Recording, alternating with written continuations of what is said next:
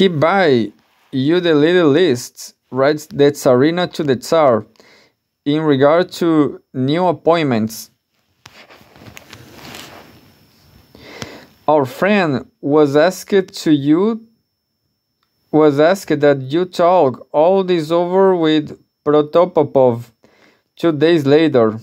2 days later, our friend says that Stremer may remain a few days longer as president of the Council of Ministers.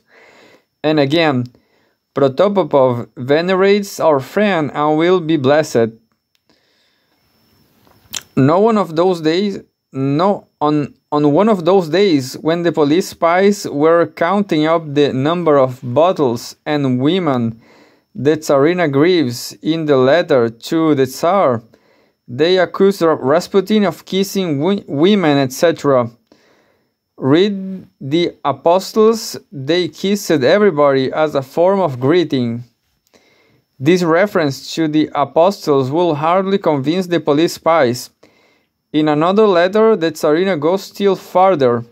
During Vespers, I thought too much, so much about our friends, she writes. How the scribes and Pharisees are persecuting Christ, pretending that they are so perfect. Yes, in truth, no man is a prophet in his own country. The comparison of Rasputin and Christ was customary in that circle, and by no means accidental. The alarm of the royal couple before the menacing forces of history was too sharp to be satisfied with an impersonal God and the futile shadow of a biblical Christ. They needed a second coming of the Son of Man. In Rasputin, the rejected and agonizing monarchy found a Christ in its own image. If there had been no Rasputin, said Senator Tagantsev, a man of the old regime, it would have been necessary to invent one. There is a good deal more in these words than the author imagined. If by the word hooliganism we understand the extreme expression of those antisocial parasite elements at the bottom of society, we may define Rasputinism as a crowded hooliganism at its very top. Chapter 5. The idea of a palace revolution. Why did not the ruling classes, who were trying to save themselves from a revolution, attempt to get rid of the Tsar and his circle? They wanted to, but they did not dare. They lacked both resolution and belief in their cause. The idea of a palace revolution was in the air up to the very moment when it was swallowed up in a state revolution. We must pause upon this in order to get a clearer idea of the interrelations just before the explosion of the monarchy. The upper circles of the nobility, the bureaucracy, and the bourgeoisie. The possessing classes were completely monarchists, by virtue or interests, habits, and cowardice, but they wanted a monarchy without Rasputin. The monarchy answered them, "Take me as I am." In response to demands for a decent ministry, the Tsarina sent to the Tsar at headquarters an apple from the hands of Rasputin, urging that he eat it in order to strengthen his will. Remember, she adjured, that even Monsieur Philippe, a French charlatan hypnotist, said that you must not grant a constitution, as that will mean ruin you and Russia. Be Peter the Great, Ivan the Terrible, Emperor Paul, crush them all under your feet.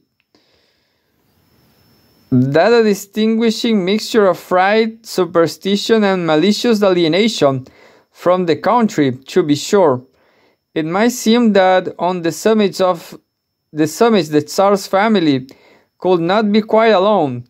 Rasputin indeed was always surrounded with a galaxy of grand ladies, and in general, shamanism flourished in an aristocracy. But this mysticism of fear does not unite people, it divides them. Each saves himself in his own way. Many aristocratic houses have their competing saints. Even on the summits of Petrograd society, the Tsar's family was surrounded as thought-plague stricken with a quarantine of distrust and hostility. Lady-in-waiting Virubova remembers, "I was aware and felt deeply in all those around us a malice toward those whom I revered, and I felt that this malice will assume terrible dimensions."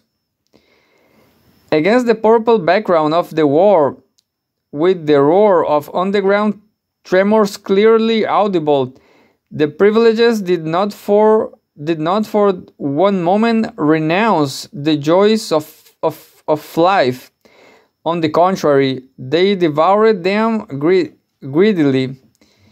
Yet more and more often a skeleton will appear at their banquets and shake the little bones of his fingers. It begins to seem to them that all their misery lay in the disgusting character of Alex, in the treacherous weakness of the Tsar, in that greedy fool Virubova, and in the Siberian Christ with a scar on his skull. Waves of unendurable foreboding swept over the ruling class, contracting it with spasms from the periphery to the center, and more isolating the hated upper circle at Tsarsko Selo. Virubova has pretty clearly expressed the feelings of the upper circle at that time in her, generally speaking, very lying reminiscences. From the 100th time I asked myself that has happened to Petrograd society, are they all spiritually sick, or have they contracted some epidemic which rages in wartime? It is hard to understand, but the fact is, all were in an abnormally excited condition. To the number of those out of their heads belonged the whole copious family of the Romanovs, the whole greedy, insolent, and universally hated pack of Grand Dukes and Grand Duchesses. Frightened to the critical aristocracy, gossiped about the royal pair, and edged on both each other and all those around them.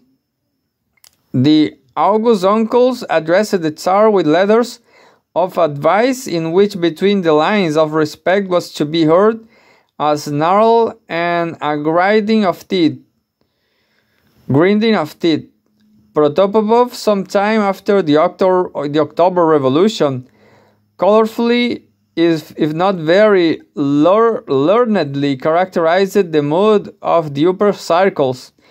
Even the very highest classes became frontiers before the revolution. In the grand salons and clubs, the policy of the government received harsh and unfriendly criticism. The relations which had been formed in the Tsar's family were analyzed and talked over. Little anecdotes were passed around about the head of the state. Verses were composed. Many Grand Dukes openly attended these meetings, and their presence gave a special authority in the eyes of the public to tales that were caricatures and to malicious exaggerations. A sense of the danger of this sport did not awaken till the last moment. These rumors about the core Camarilla were especially sharpened by the accusations of Germanophilism and even of direct connections with the enemy. The noisy and not very deep Rodzianko definitely stated, "The connection and the analogy of aspirations is so logically obvious that I at least have no doubt of the cooperation of the German staff and the Rasputin circle. Nobody can doubt it." The bare reference to a logical obviousness greatly weakens the categorical tone of this testimony. No evidence of a connection between the Rasputinists and the German staff was discovered after the revolution.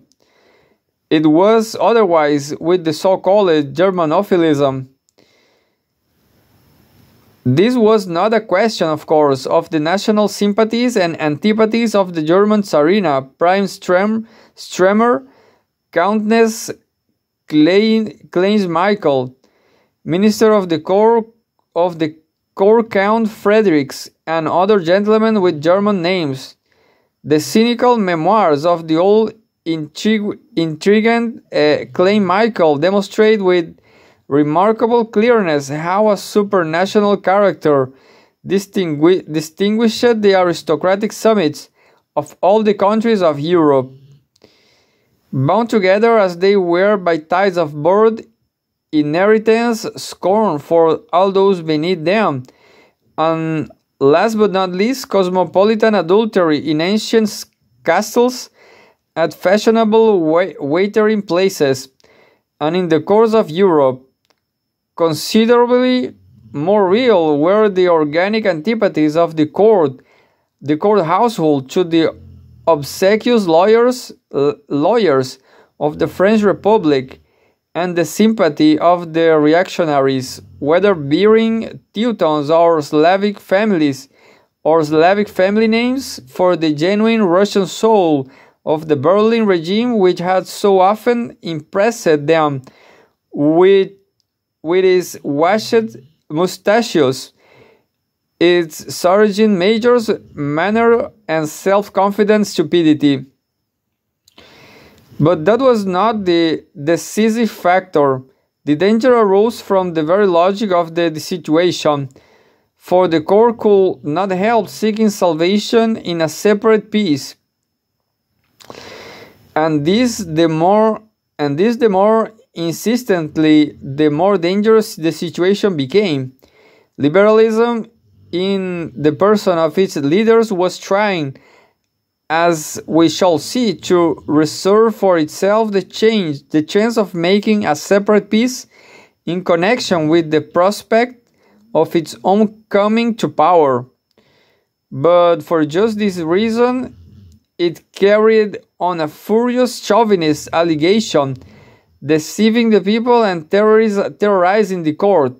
The Camarilla did not dare show its real face prematurely in so ticklish a matter, and was even compelled to counterfeit the general patriotic tone, at the same time filling out the ground for a separate peace. General Kurlov, a former chief of police belonging to the Rasputin Camarilla, denies, of course, in his reminiscences, any German connection or sympathies on the part of his protector, but immediately adds, "We cannot blame Stremer for his opinion that the war with Germany was the greatest possible misfortune for Russia, and that it had no serious political justification." It is hardly possible to forget that while holding this interesting opinion, Stremer was the head of the government of a country waging war against Germany. The Tsar's Minister of the Interior, Protopopov, just before he entered the government, had been conducting negotiations in Stockholm with the German diplomat Harburg and had reported them to the Tsar. Rasputin himself, according to the same Kurlov, considered the war with Germany a colossal misfortune for Russia. And finally, the Empress wrote to the Tsar on April 5th, 1916. They dare not say that he has anything in common with the Germans. He is good and magnanimous toward all, like Christ. No matter to what religion a man may belong, that is the way a good Christian ought to be. To be sure, this good Christian, who was almost always intoxicated, might quite possible have been made up too, not only by sharpers, usurers, and aristocratic princesses, but by actual spies of the enemy. Connections of this kind are not inconceivable, but the oppositional patriots posed the matter more directly and broadly. They directly accused the Tsarina of treason. In his memoirs, written considerably later, General Denikin testifies, "In the army there was loud talk, unconstrained both in time and place, as to the insisted demands of the Empress for a separate peace. Her treachery in the matter of Field Marshal Kitchener, of whose journey she was supposed to have told the Germans, etc. The circumstance played a colossal role in determining the mood of the army in its attitude to the dynasty at the revolution."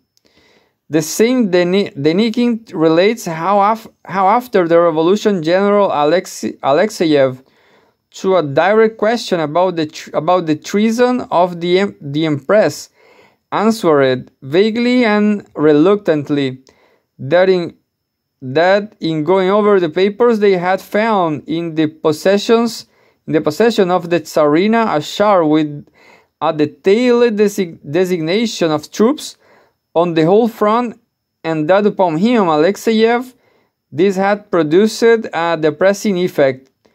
Not another word, significantly adds Denikin. He changed the subject. Whether the Tsarina had the mysterious chart or not, the luckless general were obviously not unwilling to shoulder off upon her the responsibility for their own defeat. The accusation of treason against the court undoubtedly crept through the army chiefly from above downward, starting with that incapable staff. But in the Tsarina herself, to whom the Tsar submitted in everything, was betrayed to William the military secret, and even the heads of the allied chieftain that remained but to make an end to the royal pair. And since the head of the army and of the anti-German party was the Grand Duke Nikolaevich, was he not a matter of duty chosen for the role of supreme patron of a palace revolution? That was the reason why the Tsar, upon the insistence of Rasputin and the Tsarina, removed the Grand Duke and took the chief command into his own hands. But the Tsarina was afraid even of a meeting between the nephew and the uncle in turning over the command. "Sweetheart, try to be cautious," she writes to the Tsar at her quarters, "and don't let Nikolasha catch you in any kind of promises or anything else. Remember that Gregory saved you from him, and from his bad people. Remember, in the name of Russia, that they wanted you to do, oust you. This is not gossip. Orlov had all the papers ready and put me in a monastery.